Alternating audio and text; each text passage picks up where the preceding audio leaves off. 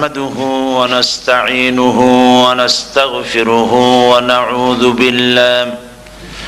ونعوذ بالله من شرور أنفسنا ومن سيئات أعمالنا من يهد الله فلا مضل له ومن يضلل فلا هادي له ونشهد أن لا إله إلا الله وحده لا شريك له ونشهد أن سيدنا وحبيبنا ومولانا محمدا عبده ورسوله الذي أرسله بالحق بشيرا ونذيرا وداعيا إلى الله بإذنه وسراجا منيرا فقد قال الله تعالى في كلامه المجيد وفرقانه الحميد أعوذ بالله من الشيطان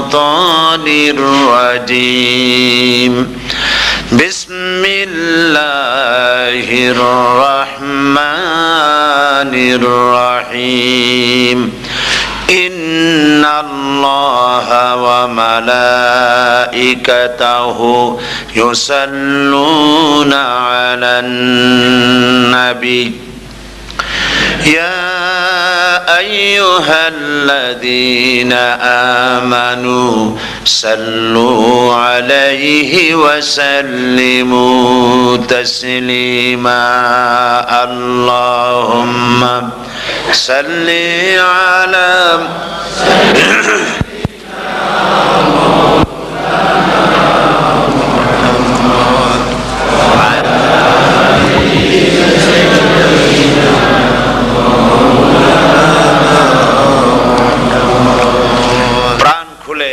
মোহাব্বতের সাথে জোরে সোরে সবাই পড়েন আল্লাহুম্মা সাল্লি আলা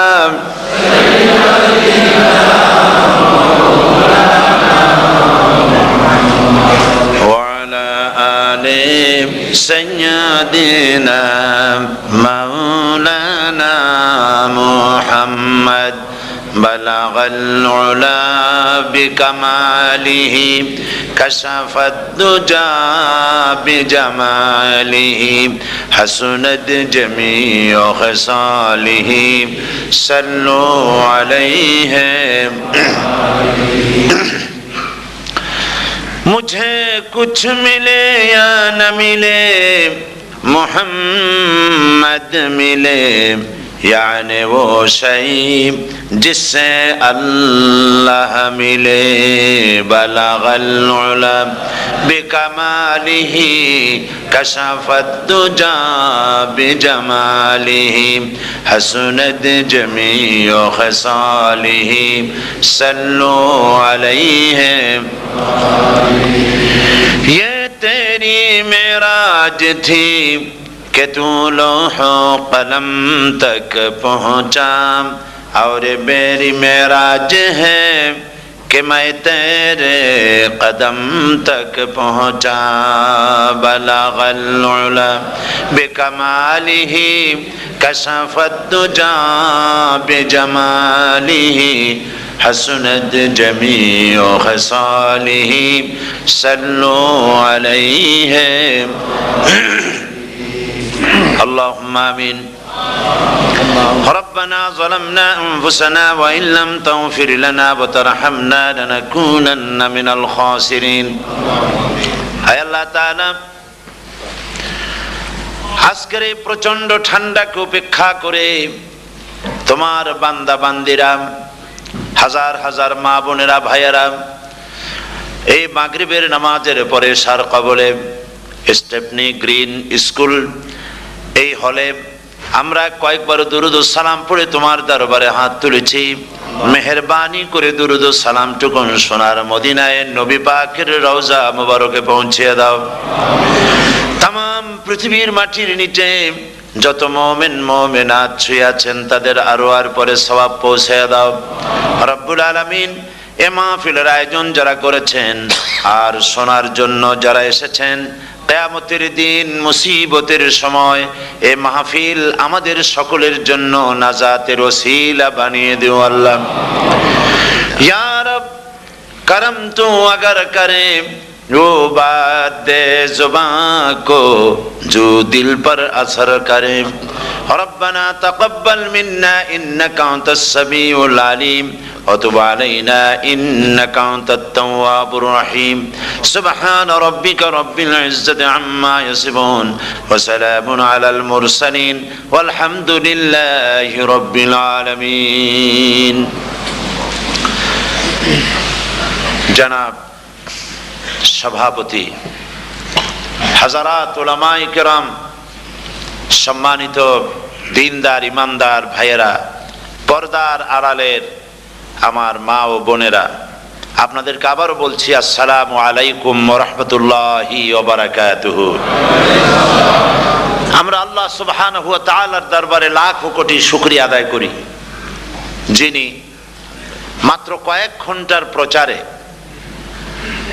স্টেপনি গ্রিন স্কুলের এই জায়গায় প্রচন্ড ঠান্ডাকে উপেক্ষা করে হাজার হাজার মুসলমান নরনারী একত্রিত হওয়ার তৌফিক যে মনিব দান করলেন, সেই মহান মালিকের দরবারে, রব্বুল ইজ্জত ওয়াল জালালের দরবারে, আল্লাহ সুবহানাহু ওয়া তাআলার দরবারে, আলিশান দরবারে লাখো কোটি শুকর আদায় করছি। আল্লাহ পাকের শেখানো ভাষায় বলছি আলহামদুলিল্লাহ। মোহব্বতের সাথে জোরে সোরে সবাই পড়েন আলহামদুলিল্লাহ।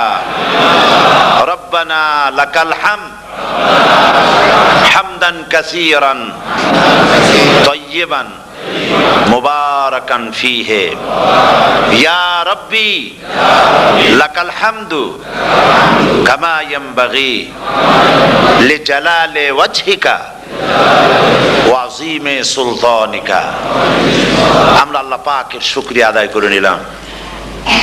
আজকের এক মাহফিল, এই মাহফিলে আপনারা এসেছেন না, আপনাদেরকে গাড়ি ভাড়া দেওয়া হয়েছে না, আপনাদেরকে এখানে আসার পরে আপনাদেরকে কিছু খাবার দেওয়ার হবে, কিছু সিন্নি বিতরণ করা হবে, এ ধরনের কোনো খবর পেয়েছেন বোধহয় নাকি?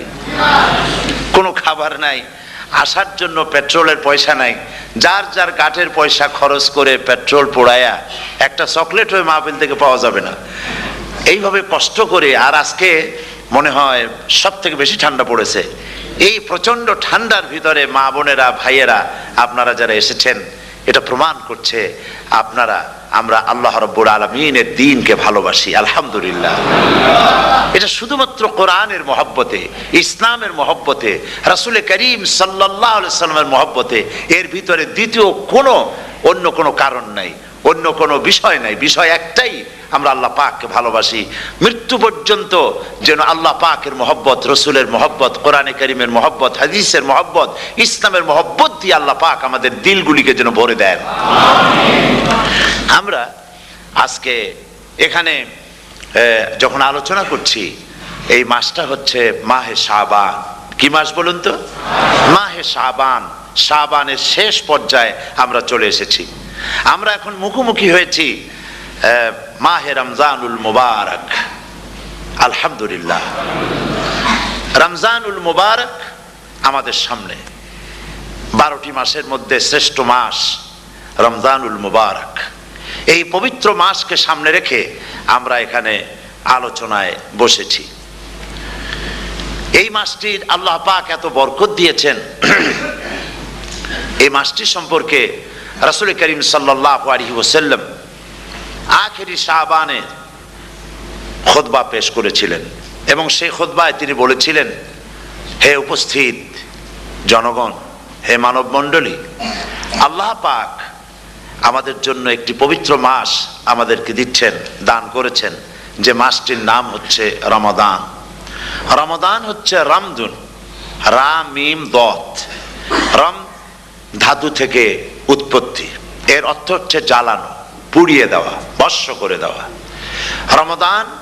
রমদান মুবারকে যারা নাকি সিয়াম সাধনা করে, আত্মত্যাগ করে, অর্থাৎ তিতিক্ষা, ত্যাগ এবং তিতিক্ষা করে, রমজান মুবারকে আল্লাহ পাক যেভাবে রোজা চান ওইভাবে যারা রোজা রাখে, তাদের সমস্ত গুনাহ সমূহকে আগুন যেমন আবর্জনাকে জ্বালিয়ে দেয়, রোজা যদি সঠিকভাবে কারো হয় তাহলে তার গুনাহগুলিকে এইভাবে জ্বালিয়ে ভস্ম করে দেয়। সুবহানাল্লাহ বিহামদিহি। এই রমজান আমাদের সামনে। আমি আমার আলোচনার শুরুতে আমি আপনাদের খেদমতে আরজ করতে চাই যে মাসটির মধ্যে আমরা প্রবেশ করতে যাচ্ছি, দুটি জিনিস আমাদের সামনে এখন। একটি হচ্ছে আমরা মাহে রমজানকে ইস্তেকবাল করতে যাচ্ছি, মাহে রমজান আমাদের সামনে।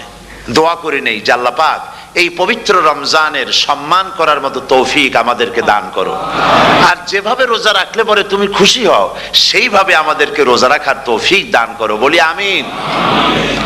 এটি হচ্ছে সর্বশ্রেষ্ঠ মাস আল্লাহ পাক মুসলমানদের জন্য দান করেছেন। আবারও বলি আলহামদুলিল্লাহ। কোরআন শরীফের মধ্যে আল্লাহ সমস্ত ইবাদতের কথা বলেছেন, কিন্তু ডিটেইলস আলোচনা করেন নাই। হজ করতে হবে, কিন্তু উকুফে আরাফা করতে হবে, রমিয়ে হেজার করতে হবে, রমিয়ে জেবার করতে হবে, তারপরে 7 বার তাওয়াফ করতে হবে, সাফা মারওয়া সাই করতে হবে। এগুলি কিন্তু কোরআন শরীফে আসে নাই, ডিটেইলস আসে নাই। নামাজ পড়তে হবে, কিন্তু জোহরে কয় রাকাত, আসরে কয় রাকাত, মাগরিবে কয় রাকাত, এই রাকাতগুলি কিভাবে বিন্যস্ত করতে হবে কোরআন শরীফে তা আসে নাই, বর্ণনা করা হয়নি। যাকাত দিতে হবে, কিন্তু কত টাকা হলে কত টাকা দিতে হবে, কত মন ধান হলে কতটুকু দিতে হবে, কত ছাগল হলে, কত গরু হলে, কত পরিমাণ সোনা হলে, কত পরিমাণ রৌপ্য মজুদ থাকলে যাকাত দিতে হবে, এর বিস্তারিত বিবরণ কোরআন শরীফে আসে নাই। চিন্তা হতে পারে যে তাহলে এগুলো আমরা পাইলাম কই? আমরা পেয়েছি কোরআনের ব্যাখ্যা হচ্ছে রাসূল করিম সাল্লাল্লাহু আলাইহি ওয়াসাল্লাম। হুজুর এটাকে আমাদেরকে বলে দিয়েছেন, তিনি শারে ছিলেন, শরীয়ত প্রণেতা ছিলেন।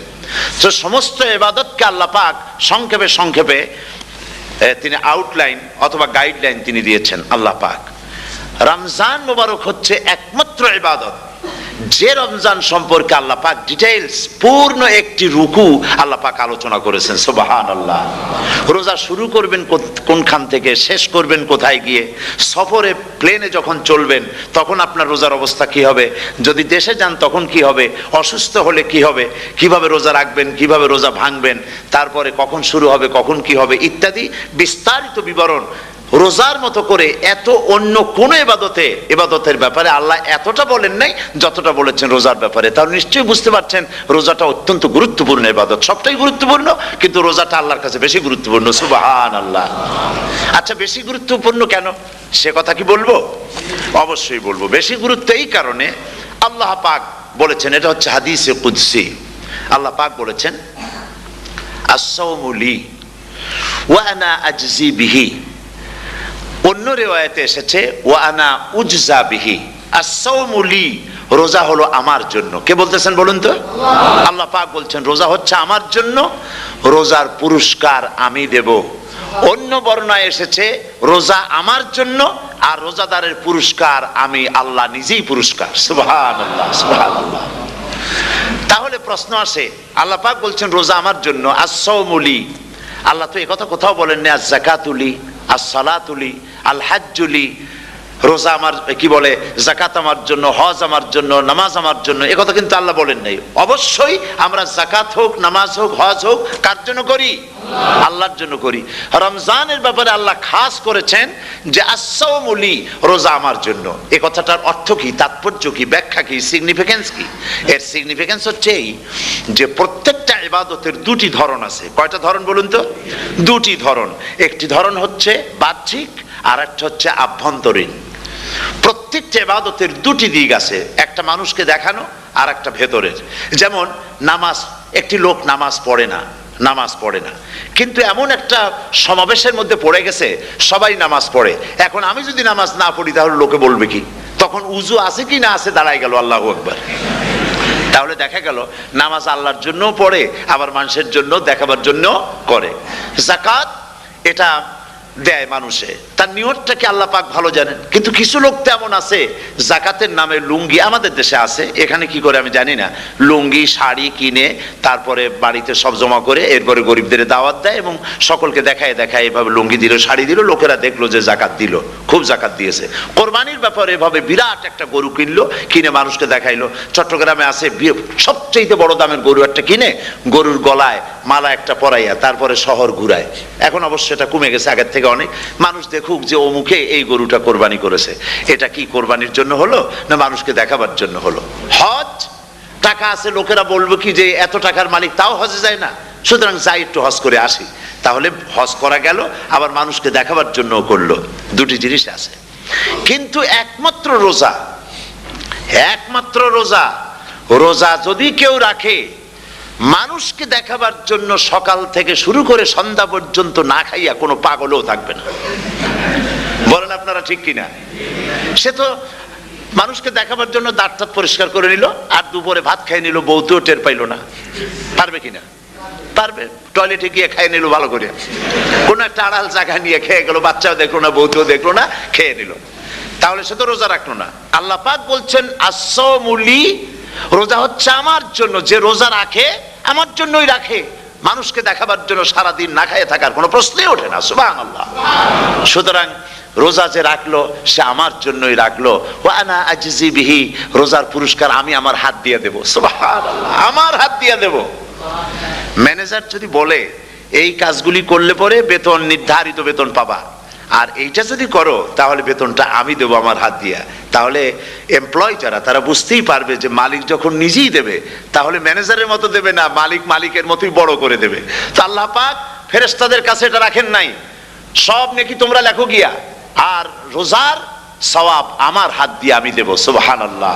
এরপরে আল্লাহ পাক বলছেন, অন্য রেওয়ায়েতে এসেছে রোজা আমার জন্য, আর রোজাদারের পুরস্কার আর কিচ্ছু না, রোজাদারের পুরস্কার আমি আল্লাহ নিজেই পুরস্কার হয়ে যাব। সুবহানাল্লাহ। হাদিস শরীফে এসেছে রোজা রাখলে পরে ক্ষুধার কারণে, খালি পেটে থাকার কারণে টক্সিন জাতীয় এক প্রকারের গ্যাস তৈরি হয় পেটের ভেতরে, স্টমাকের মধ্যে, ফলে মুখে এক রকমের দুর্গন্ধের সৃষ্টি হয়। নবীজি বলেছেন রোজাদারের মুখের থেকে যে গন্ধ বের হয় আল্লাহ পাকের কাছে রোজাদারের মুখের গন্ধ মেস্ক আম্বারের চাইতে বেশি পবিত্র। আপনার মুখের গন্ধটাও আল্লাহর কাছে পবিত্র। রোজাদারের জন্য, রোজাদারদের জন্য জান্নাতের একটি দরওয়াজা খাস করে রাখা হয়েছে, যার নাম রায়্যান। এই দরওয়াজা রোজাদারদের জন্য, কেবলমাত্র রোজাদারেরা সেখান থেকে প্রবেশ করবে, আর কেউ প্রবেশ করতে পারবে না। এই রোজাদারদের সম্পর্কে আল্লাহ পাক বলেছেন, হাদিস শরীফে এসেছে, বুখারী শরীফের হাদিস, রাসূল করিম সাল্লাল্লাহু আলাইহি ওয়াসাল্লাম বলেছেন লিসাইমে ফারহাতান, ফারহাতুন ইনদা ফিতরিহি ওয়া ফারহাতুন ইনদা লিকাই রাব্বিহি। রোজাদারের জন্য দুইটা খুশি। কয়টা খুশি বলুন তো? কে বলছেন? আল্লাহ রাসূল বলছেন রোজাদারের জন্য দুইটা খুশি। লিসাইমে ফারহাতান, দুটি খুশি। ফারহাতুন ইনদা ফিতরিহি, একটা খুশি হচ্ছে ইফতারের সময়। এই ফিতরিহিতে, এই ফিতরিহি দুটি কথা, এই একটি কথার দুটি ব্যাখ্যা হয়। একটা হচ্ছে ইফতারের সময়, ইফতারের কথা বলা হয়েছে, আর ঈদের কথাও এর মধ্যে বলা হয়েছে। ইফতারের সময় হলে একটা খুশি, আর একটা খুশি হচ্ছে ইনদা লিকাই রাব্বিহি, যখন রোজাদারের সঙ্গে আল্লাহ পাক দেখা করবেন তখন হবে আরেকটা খুশি। তার মানে হচ্ছে রোজাদারদের সঙ্গে স্পেশাল আল্লাহ রাব্বুল আলামিন সাক্ষাৎকারের ব্যবস্থা করবেন। সুবহানাল্লাহ। তাহলে দুটি জিনিস হলো, একটা হলো ইফতারের জন্য দুটা, রোজাদারের জন্য দুটা খুশি, একটা হলো ইফতারের সময়, আর একটা হচ্ছে আল্লাহর সঙ্গে যখন দেখা করবে। তো ইফতারের যে খুশিটা, এই খুশি রোজাদার ছাড়া কেউ বুঝবে না। ইফতার সারাদিন রোজা রাখার পর সামনে পেঁয়াজি, বেগুনি, সালাদ, তরমুজ, মিষ্টি, তারপরে আম্বালা সুইট মিটের নানান রকমের মিষ্টি, এরপরে মুড়ি, কত কিছু সব সামনে নিয়ে বসে আছে। দেখছেন অবস্থা? সমস্ত কিছু সামনে বসা, ঘড়ির দিকে তাকানো। আপনি যদি 5 মিনিট আগে খান, ফেরেশতা এসে মুখের উপর থাপ্পড় মারবে, বেটা খাইলি কেন? বলবে কেউ? বলবে না। কোন ফেরেশতা লাঠি নিয়ে দাঁড়ায় আছে? দাঁড়ায় নাই, কিন্তু আপনি খাচ্ছেন না কেন? সুবহানাল্লাহ, সুবহানাল্লাহ বলবেন না? অন্তত 1500 বছর আগে আল্লাহ রাব্বুল আলামিন নির্দেশ করে রেখেছেন, সূর্য সাদা হওয়া থেকে, পূর্ব দিগন্ত সাদা হওয়া থেকে শুরু করে পশ্চিম দিগন্তে যখন কালো হয়ে কালো রেখা দেখা দেবে, যখন মাগরিব হয়ে যাবে, সূর্যাস্ত যাবে, ততক্ষণ পানাহার আর স্ত্রী সম্ভোগ থেকে বিরত থাকো। ১৫০০ বছর আগের আল্লাহ রাব্বুল আলামিনের এই নোটিশ কিভাবে কার্যকরী হচ্ছে উম্মতের মধ্যে, মুসলমানদের ভেতরে। খাবার সামনে আছে, পিপাসা লেগেছে। এখন তো পিপাসা লাগে না, খুব ঠান্ডার সময়, এখন রোজা রাখতে খুব মজা হবে, তাই না? খুব মজার রোজা। কিন্তু এই রোজা যখন জুন মাস আর জুলাই মাসে আসবে, তখন টের পায় মানুষ রোজা কাহাকে বলে। প্রচন্ড পিপাসা, সামনে সব খাবার পড়ে আছে, একটা খাবারের দিকে রোজাদারের হাত যায় না, ঘড়ির দিকে তাকায় আর চুপ করে বসে বসে আল্লাহর জিকির করতে থাকে। আল্লাহ কয়, ফেরেশতারা দেখ, এই বান্দা বানাইতে নিষেধ করছিলি, সুবহানাল্লাহ। আল্লাহ খুশি হয়ে যান। রোজাদার অপেক্ষা করতে থাকে, ঠিক যখন কাটায় কাটায় সময়টা এসে গেছে, তখন আল্লাহর নাম করে খুরমা দিয়ে পানি দিয়ে ইফতার শুরু করে দিল। আল্লাহ পাক খুশি হয়ে গেলেন। এই যে ইফতার, সারাদিন রোজা রাখা ইফতার করায় যে মজা, রোজা রাখলো না এরকম লোকেরাও কিন্তু ইফতার করে, করে না? পুরান ঢাকায় আছে, ঢাকার তো কয়েকটা এলাকা আছে, পুরান ঢাকার লোকেরা নাকি বলে যে, যারা রোজা রাখে না তারা বলে যে রোজা না রাখে একরকম পাপ করছি, আর ইফতার না করিয়া কবিরা গুনাহ করবো নাকি, ইফতার তো করাই লাগবে। তো খুব মজা করে ইফতার করে তারা। তো সারাদিন রোজা রেখে পেঁয়াজি, ছোলা, বুট, মুড়ি খাওয়ায় যে মজা, সারাদিন ভাত খাইয়া তারপরে ইফতারে শরীক হওয়া, ছাগলে ঘাস খাইলে যেমন লাগে ওইরকম তার মুখে লাগে, এই মজা পাবে না। রোজাদারের যে মজা লাগে সেই মজা সে পাবে না। সারা মাস রোজা থাকার পর, আল্লাহর হুকুম মেনে সারা রাত রোজা রাখার পর, তারপরে ঈদের দিনে জামা কাপড় পরিষ্কার করে, শেরওয়ানি গায়ে লাগাইয়া, পাঞ্জাবি পরে, আতর মেখে, এরপরে ঈদের জামাতে যখন দাঁড়ায় যায়, সে যে মজা পায়, সারা মাস রোজা রেখে ঈদের জামাতে গিয়ে সে যে মজা পায়, যে রোজা রাখলো না, ঈদের দিনে খুব জামা, পাজামা, সেন্ট এগুলো মেখে টেকে প্রথম কাতারে গিয়ে দাঁড়ায় গেছে, ও সেই মজা পাবে না। ওর মনের মধ্যে একটা চোর চোর ভাব থেকেই যায়। সে মনে মনে ভাবে, এই জামাত আমার না, জোর করে আসছি, এইখানে দাঁড়াবার যোগ্যতা আমার নাই। মনের মধ্যে সে একটা অপরাধী ফিল করে, সে ফিল করতে থাকে। সুতরাং রোজাদারের জন্য দুইটা খুশি, একটা হচ্ছে ইফতারের সময়, আর একটা খুশি হবে যখন আল্লাহ তাদেরকে দেখা দেবেন। সুবহানাল্লাহ। এই রোজা আল্লাহ পাক দান করেছেন। আচ্ছা, কি জন্য রোজা আমাদের দিলেন? এই জন্য দিয়েছেন যে একটা মাস পৃথিবীর মুসলমানরা না খেয়ে থাকুক দিনের বেলায়, ওই না খেয়ে থাকার যে খাবারগুলি বাঁচবে, এগুলি আল্লাহ অন্য কোনো এলাকার মানুষদের খাওয়াবেন নাকি? এই জন্য করেছেন রোজা, এই জন্য করেন নাই। রোজার ফজিলত আল্লাহর নবী বলেছেন, রমজান মুবারকের এত ফজিলত, মানুষ যখন কোন ইবাদত করে, আল্লাহ পাক সেই ইবাদতের নেক আমলের সওয়াব 10 থেকে শুরু করে 700 পর্যন্ত বাড়ায় দেন। 10 থেকে শুরু করে 700 বাড়ায় দেন, ইল্লা সাওম, রোজা ছাড়া। নবীজি বলেছেন, রমজান মুবারকে কেউ যদি একটি নফল কাজ আদায় করে, একটি নফল ইবাদত করে, অন্য মাসের একটি ফরজ আদায় করার সওয়াব আল্লাহ পাক নামায় আমলে দিয়ে দিবেন। রমজান মুবারকে কেউ যদি একটি ফরজ আদায় করে, অন্য মাসের 70টি ফরজ আদায় করার মতো সওয়াব আমলনামায় আল্লাহ দিয়ে দিবেন। সুবহানাল্লাহ। এই মাস আমাদের সামনে, আল্লাহু আকবার বলি, আল্লাহু আকবার বলি, আলহামদুলিল্লাহ। এই পবিত্র মাস আমাদের সামনে। এই মাসে এত সওয়াব, নফল হয় ফরজের মতো, আর ফরজ হয় 70টা ফরজের মতো। এত সওয়াব কেন হইল? আমরা না খেয়ে থাকি সেই জন্য নাকি?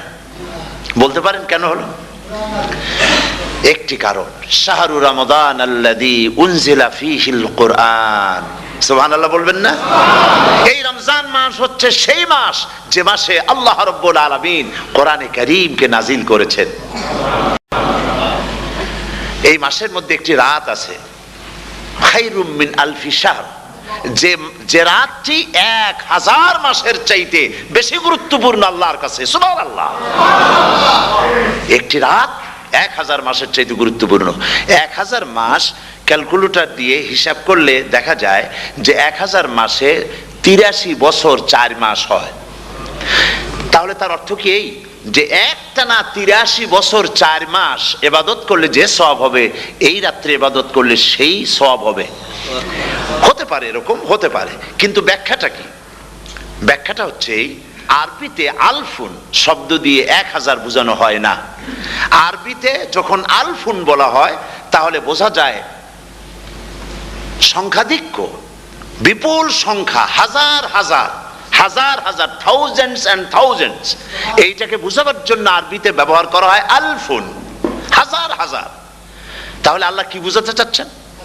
আল্লাহ রাব্বুল আলামিন তিনি আয়াত দ্বারা বুঝাতে চান, এর ব্যাখ্যা হচ্ছে এই পৃথিবীর মানবতার কল্যাণের জন্য, এই পৃথিবীর মানুষের ভালাইয়ের জন্য, মঙ্গলের জন্য হাজার হাজার মাস ধরে এই পৃথিবীর মানুষের যে কল্যাণ হয় নাই, এই রমজান মোবারকে একটা রাত আছে যেই রাতে আল্লাহ রাব্বুল আলামিন মানবতার সেই কল্যাণ করেছেন।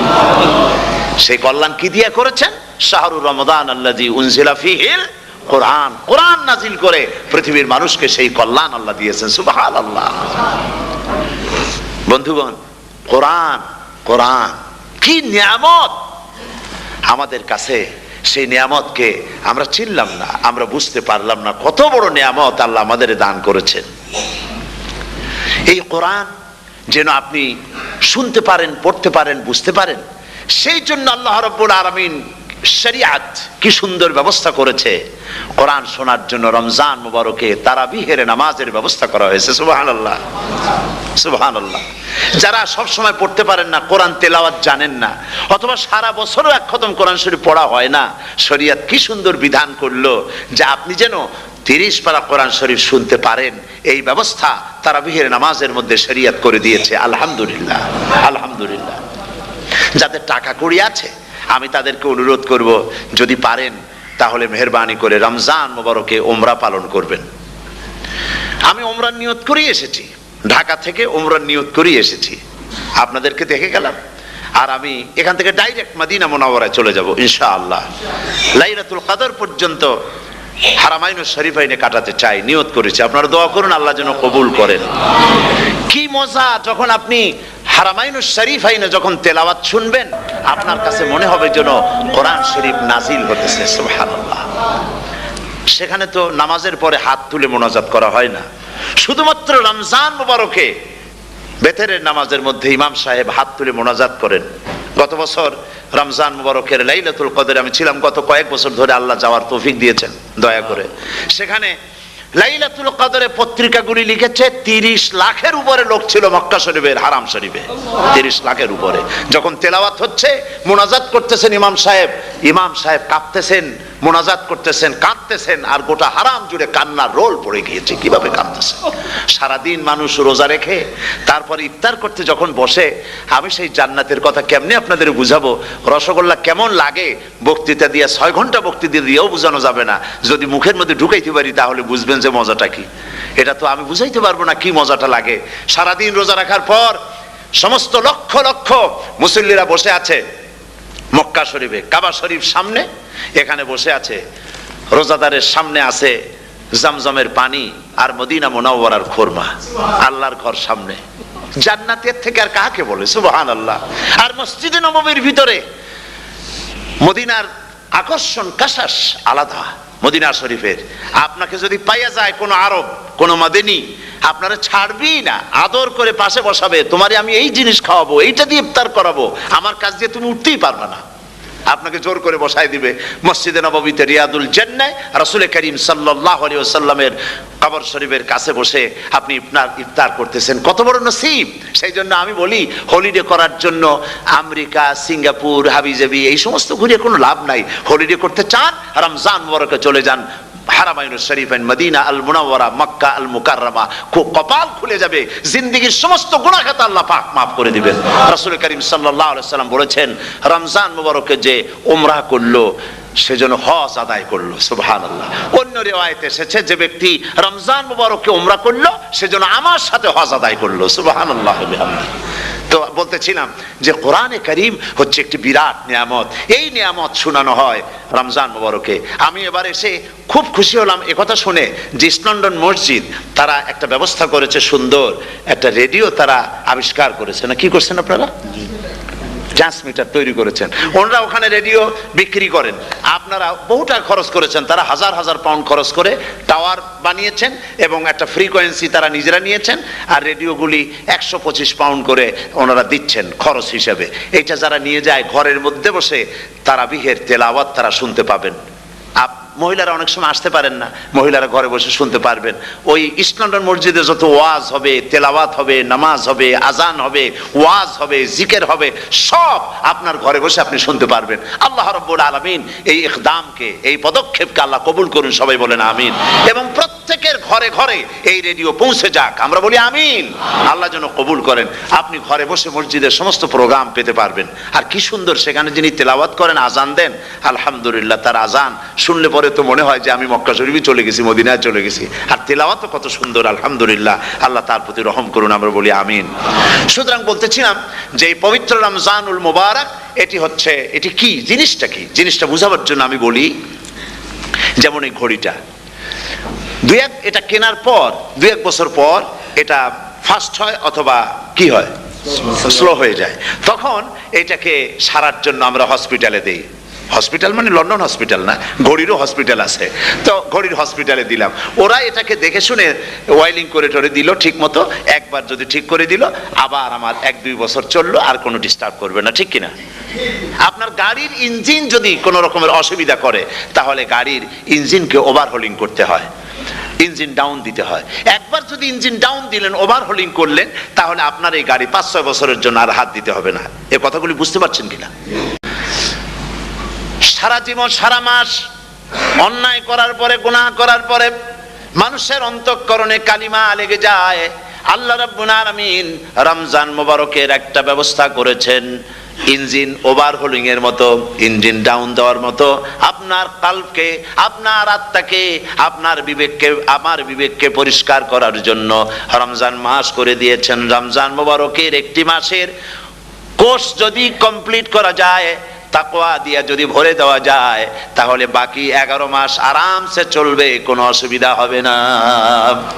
নবীজি বলেছেন, রমজান মুবারকে মাস আসার সঙ্গে সঙ্গে আল্লাহ রাব্বুল আলামিন তিনি জান্নাতের সমস্ত দরজাগুলি খুলে দেন, আর জাহান্নামের সব দরজাগুলি আল্লাহ রাব্বুল আলামিন বন্ধ করে দেন। সুবহানাল্লাহ। আর শয়তানকে শৃঙ্খল দিয়ে বেঁধে ফেলা হয়, শিকল দিয়ে শয়তানরে বান্ধা হয়ে যায়।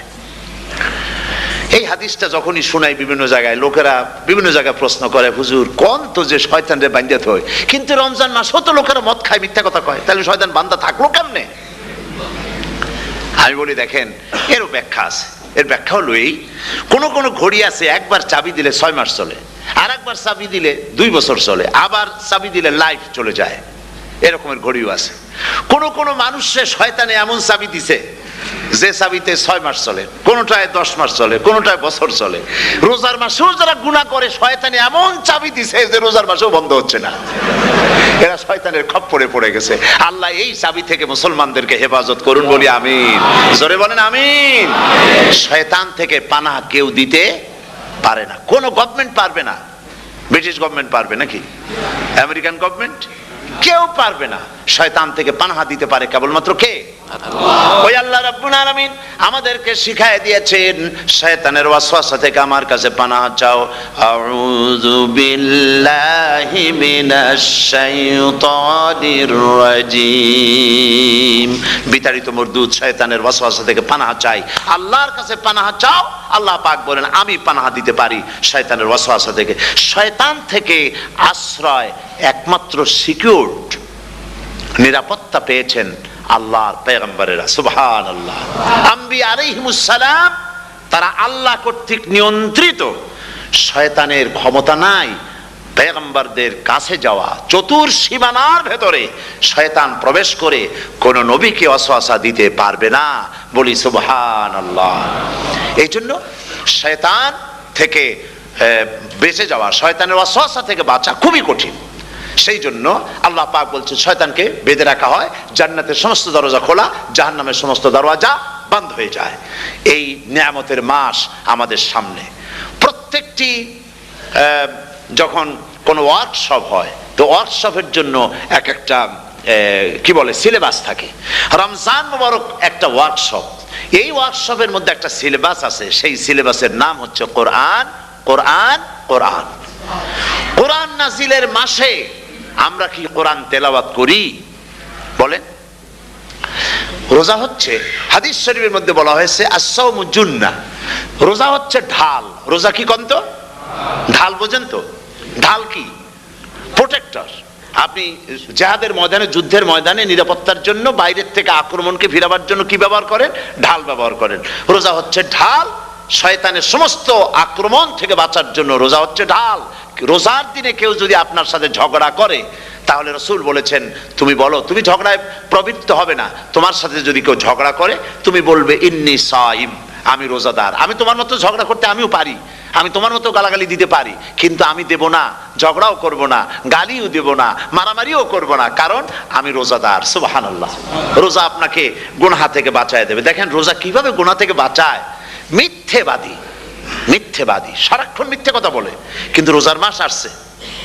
এখন মিথ্যাবাদী যারা, তাদের ঘনিষ্ঠ লোকদের কাছে শুনেছি যে তারা বলে, যদি কোনো লোক দিনের বেলা এসে যায় আর এমন কথা, যে কথা বলতে গেলে মিথ্যা বলা ছাড়া উপায় নাই তার জন্য, সে তখন বলে ভাই তুমি তো অসময় আসছো, এখন আমি খুব ব্যস্ত, আই এম ভেরি বিজি, তুমি রাত্রে আসো। কথা বুঝতে পেরেছেন তো? রোজা হচ্ছে কি? রোজাটা কি বলে? ঢাল। কোন মেয়ে লোকের দিকে চোখ পড়লো, আহা আমি তো রোজাদার, চোখকে সাথে সাথে নিচে নামায় ফেললো। গানের আওয়াজ আসলো, আমি তো রোজাদার, সে গানটা শুনলো না। কাজী সমস্ত গুনাহ থেকে বাঁচার জন্য রোজা একটা বিরাট হাতিয়ার। সুবহানাল্লাহ। এই মাসে আল্লাহ রাব্বুল আলামিন এই মাসটা, এই রোজাটা কেন দিয়েছেন? লাআল্লাকুম তাত্তাকুন, ইয়া আইয়ুহাল্লাযীনা আমানু কুতিবা আলাইকুমুস সিয়ামু কামা কুতিবা আলাল্লাযীনা মিন ক্বাবলিকুম লাআল্লাকুম তাত্তাকুন। হে বিশ্বাসীরা, তোমরা যারা ঈমান এনেছো, শোনো, আমি রোজাকে তোমাদের জন্য ফার্জ করেছি, যেমন করে ফার্জ করেছিলাম তোমাদের পূর্বপুরুষদের উপরে। রোজা শুধু আমাদের উপরে ফরজ হয়েছে তা না, আমাদের আগে যারা যেসব নবীরা আসছিলেন তাদের উপর রোজা কি ছিল? ফরজ ছিল। সুতরাং এই রোজা তোমাদের উপরে ফরজ, এই জন্য লাআল্লাকুম তাত্তাকুন, যাতে করে তোমরা কি হতে পারো? পরেজগার হতে পারো। কি হতে পারো? পরেজগার, মুত্তাকি হতে পারো, আল্লাহকে ভয় করতে পারো। একমাত্র আল্লাহর ভয় মানুষকে ভালো বানাতে পারে। একটা মানুষ জান্নাতে যাওয়ার জন্য, জাহান্নাম থেকে বাঁচার জন্য একটা জিনিস, কয়টা জিনিস বলেন? একটি জিনিস যদি ভেতরে থাকে তাহলে সমস্ত গুনাহ থেকে বাঁচতে পারে। আর একটি জিনিস যদি না থাকে তাহলে এমন কোনো কাজ নাই পৃথিবীতে যা সে করতে পারে না। সেই কাজটার নাম কি?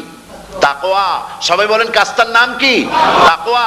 যদি ভেতরে আল্লাহ পাকের ভয় থাকে, রব্বুল আলামিন আমাকে দেখছেন, তিনি আমাকে শুনতেছেন, এই ভয় যদি অন্তঃকরণের ভিতরে থাকে, তাহলে এই লোকটি কোনো গুনাহের কাজ করতে পারবে না, মিথ্যা বলতে পারবে না, ওজনে কম দিতে পারবে না, খাদ্যে ভেজাল দিতে পারবে না, শয়তানি বদমাশি করতে পারবে না।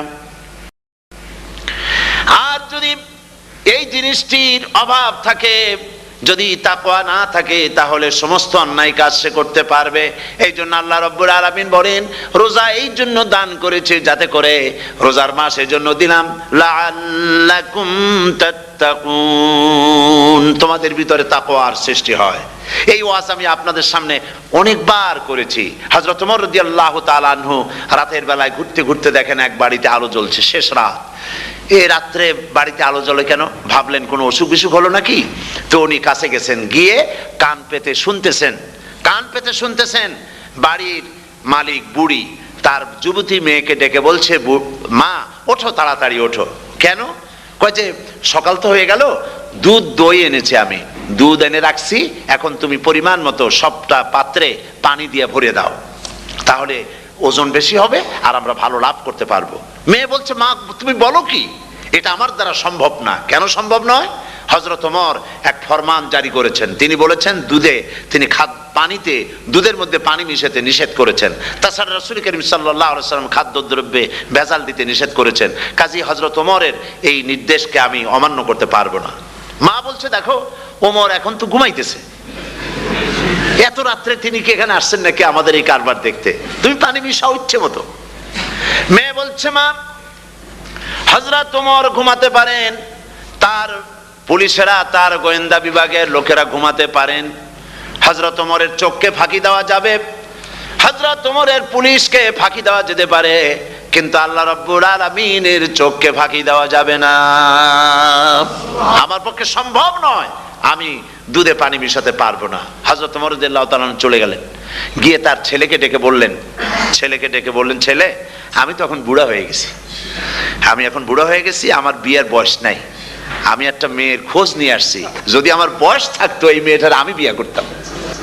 সুবহানাল্লাহ, সুবহানাল্লাহ।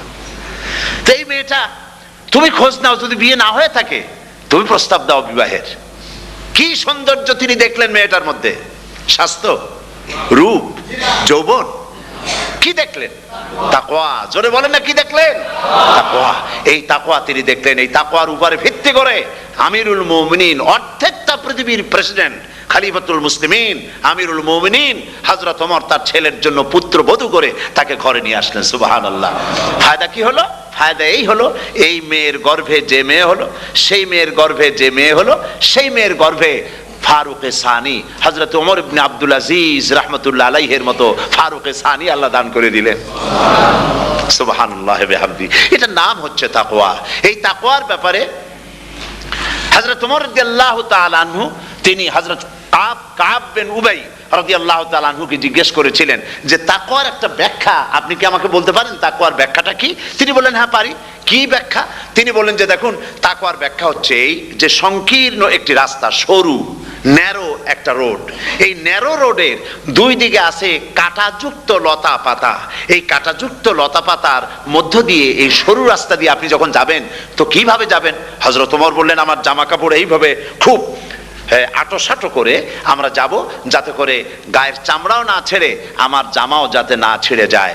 হযরতে কাব বিন উবাই রাদিয়াল্লাহু তাআলা আনহু বলছেন এটার নামই হচ্ছে তাকওয়া। এটার নাম কি? তাকওয়া। এটার নাম হচ্ছে তাকওয়া। দুনিয়ার অসংখ্য পাপের ভেতর থেকে আপনি চলে যাবেন, পাপ যেন আপনাকে স্পর্শ করতে না পারে। এটার নাম তাকওয়া। বাইন মাছ নিশ্চয়ই খেয়েছেন আপনারা, না লন্ডনে পাওয়া যায় না? পাওয়া যায়। এই বাইন মাছ যারা খেয়েছেন আপনারা, আমি জানি না আপনারা জানেন কিনা, বাইন মাছ কোথায় থাকে? পানিতে থাকে না কাদায় থাকে? মাশাআল্লাহ, বাইন মাছ থাকে কাদার মধ্যে। কিন্তু এই বাইন মাছ যারা ধরেছে তাদের মুখে শুনেছি আমি যে বাইন মাছ থাকে কাদায়, ওকে যখন ধরে টেনে বের করায় কাদার মধ্যে থেকে এক ফোঁটা কাদা ওর গায়ে নাই। এই কলুষিত সমাজ, পাপে ভরপুর, গ্রেট ব্রিটেন, আমেরিকা, পাশ্চাত্য, আমাদের দেশ, সর্বত্র পাপ আর পাপ। এই পাপের মধ্যে বাইন মাছ শুধু খাইয়েন না, ওর কাছ থেকে শিক্ষাও গ্রহণ করেন। ও যেমন কাদার মধ্যে থাকে, কাদা ওর গায়ে লাগে না, আপনিও এই সমাজের মধ্যে আপনি আপনার কাজ চালিয়ে যান, পাপ যেন আপনাকে স্পর্শ না করে। আল্লাহ যেন পাপের থেকে আমাদের বাঁচান। আমরা বলি আমিন, সবাই বলেন আমিন। এটার নাম হচ্ছে তাকওয়া।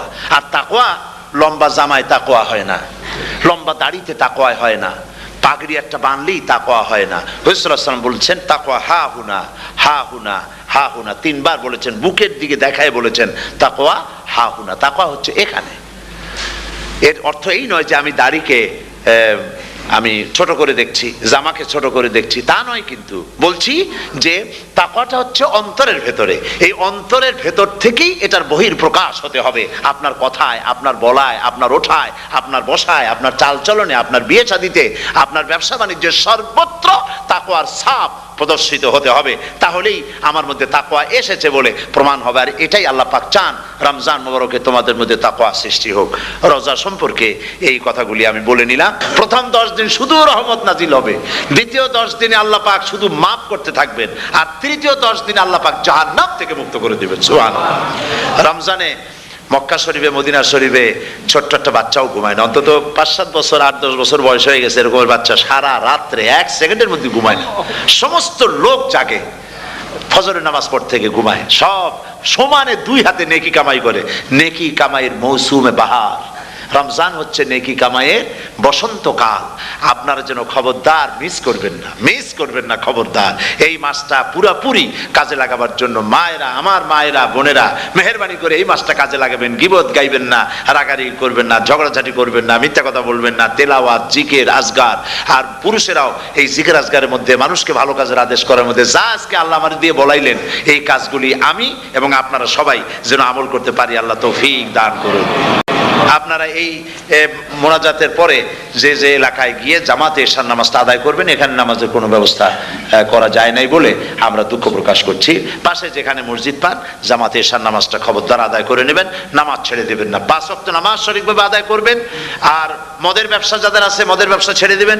আর মদের চাকরি যারা করেন সেখান থেকে চাকরি উঠাইয়া কোনো ভালো জায়গায় চাকরি করার জন্য চেষ্টা করবেন।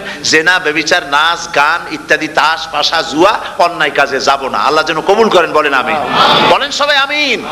এটাই কাজ। শিরক এবং বেদাতের বাড়ির কাছেও আমরা কেউ যাব না। এই তওবা করে খাঁটি মুসলমান হইতে হবে। আমরা কতদিন বাঁচবো জানি না। আল্লাহ পাক যেন আমাদেরকে ঈমানের সাথে রাখেন।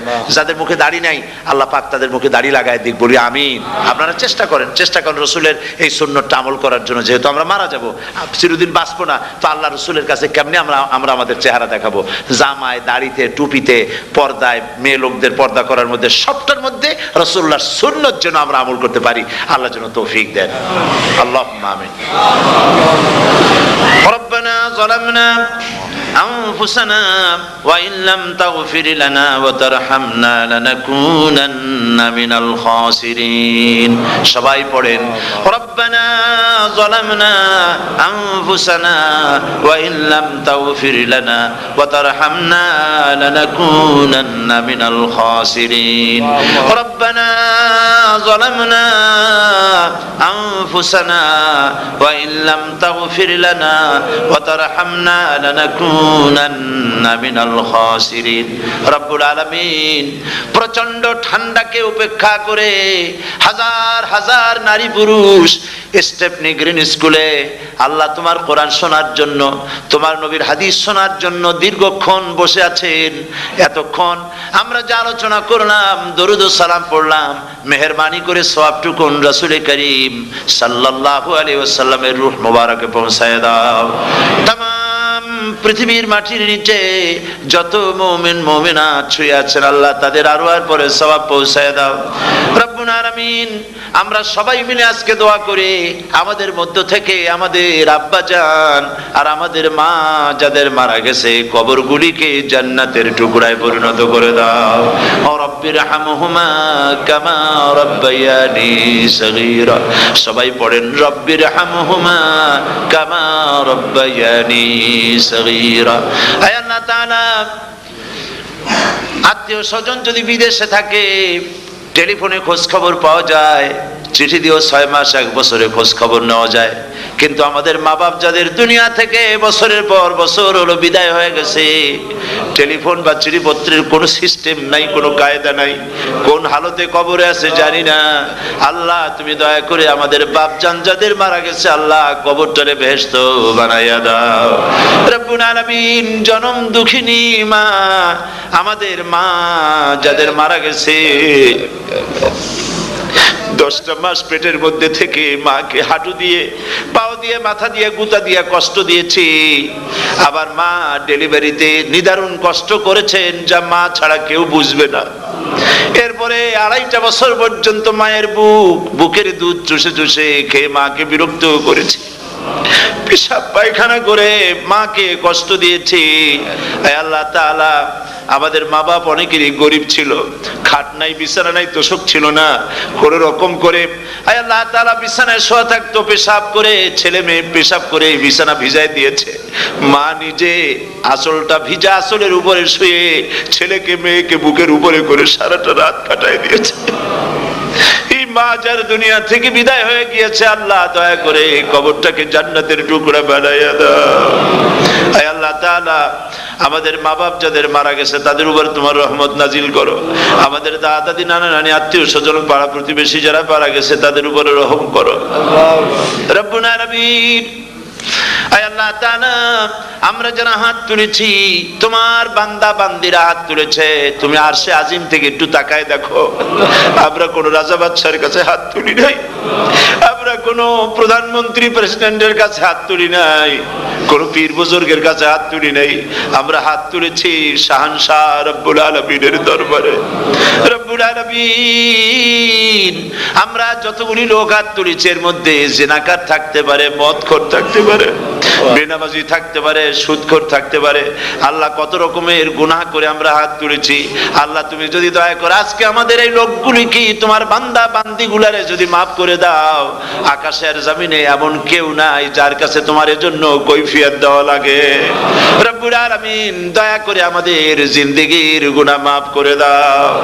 আল্লাহ তাআলা আমার মা বোনেরা কষ্ট করে এই ঠান্ডাকে উপেক্ষা করে যারা এসেছেন, আল্লাহ তুমি মা বোনদের হায়াত দারাজ করে দাও, মা বোনদেরকে পর্দায় থাকার তৌফিক দিয়ে দাও।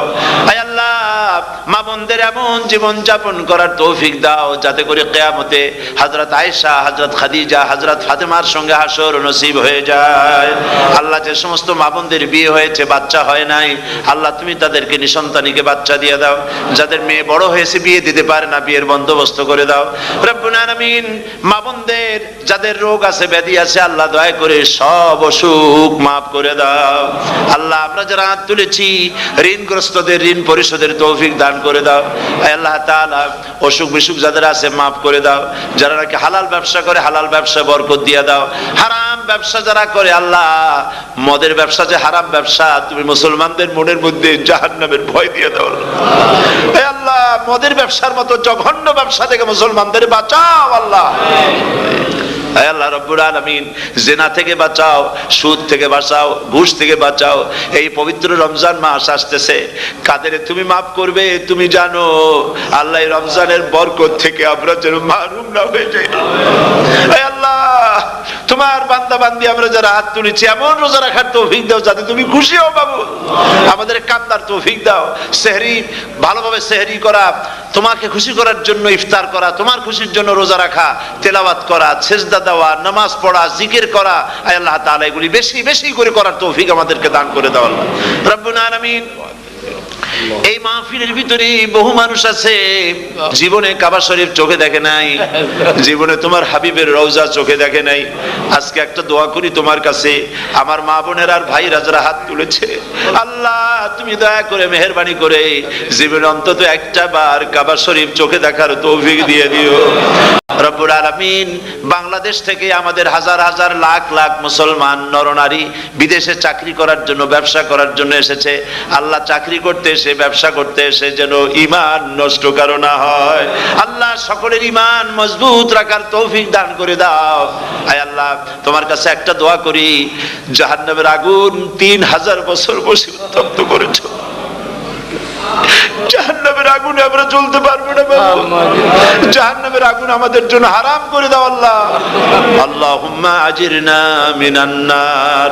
সকলে পড়েন আমার সাথে, আল্লাহুম্মা আজিরনা মিনান নার, আল্লাহুম্মা আজিরনা মিনান নার ওয়া আদখিলনাল জান্নাতা মাআল আবরার। আল্লাহ তাআলা এই মানুষগুলি, এদের সাথে আমার কোনো আত্মীয়তার সম্পর্ক নেই, এদের সাথে আমার কোনো রক্তের সম্পর্ক নাই। এই মানুষগুলি মা বোনেরা ভাইয়েরা আমাকে তারা ভালোবাসেন দ্বীনের জন্য, আমি তাদেরকে ভালোবাসি দ্বীনের জন্য। আল্লাহ এই ভালোবাসা যেন দুনিয়ায় শেষ না হয়, এই ভালোবাসা দিয়ে যেন কিয়ামতের দিন আমরা এক জান্নাতে থাকতে পারি, এই তৌফিক তুমি আমাদেরকে দান করে দিও আল্লাহ তাআলা। तमाम পৃথিবীর মুসলমানদের উপরে তোমার রহমত নাজিল করো, বাংলাদেশের উপরে রহমত নাজিল করো, চেচনিয়া বজনিয়ার উপর রহম করো আল্লাহ। চেচনিয়ার মুসলমানদের দেখার কেউ নাই তুমি ছাড়া বাবু, তুমি রক্ষা করো।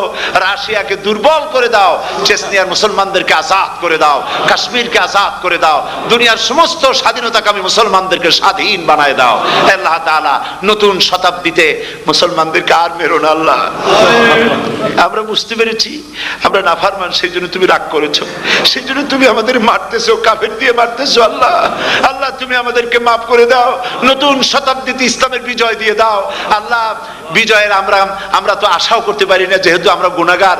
সাহাবায়ে কিরামদের সেই কোয়ালিটি আমাদের মধ্যে নাই আল্লাহ। তুমি দয়া করে তোমার হাবিবের সাদকায় নতুন শতাব্দী, ইসলামের শতাব্দী আল্লাহ তুমি দয়া করে বানাই দিও আল্লাহ রব্বুল আলামিন। আমি জানি না কে কোন দুঃখ নিয়ে এখানে এসেছে, আমি সকলকে কয়েক সেকেন্ড ছেড়ে দিলাম, মাথা নিচু করে চক্ষু বন্ধ করে আল্লাহর কাছে আপনাদের মনের কথাটা বলেন, আল্লাহ পাক দোয়া কবুল করবেন ইনশাআল্লাহ। আল্লাহ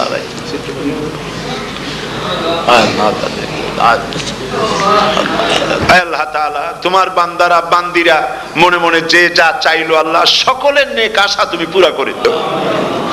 ربنا تقبل منا إنك أنت السميع العليم وتب علينا إنك أنت التواب الرحيم ستر العرش مسبول علينا وعين الله ناظرة إلينا بحول الله لا يقدر علينا اللهم إنا نجعلك في نحورهم ونعوذ بك من شرورهم اللهم لا مانع لما أعطيت ولا معطي لما منعت ولا ينفع ذا الجد منك الجد اللهم زدنا ولا تنقصنا وأكرمنا ولا تهنا وآتنا ولا تحرمنا وآثرنا ولا تؤثر علينا وأرضنا وارض عنا سبحان ربك رب العزة عما يصفون وسلام على المرسلين والحمد لله رب العالمين واجعل آخر كلمة عند الموت لا إله إلا الله محمد رسول الله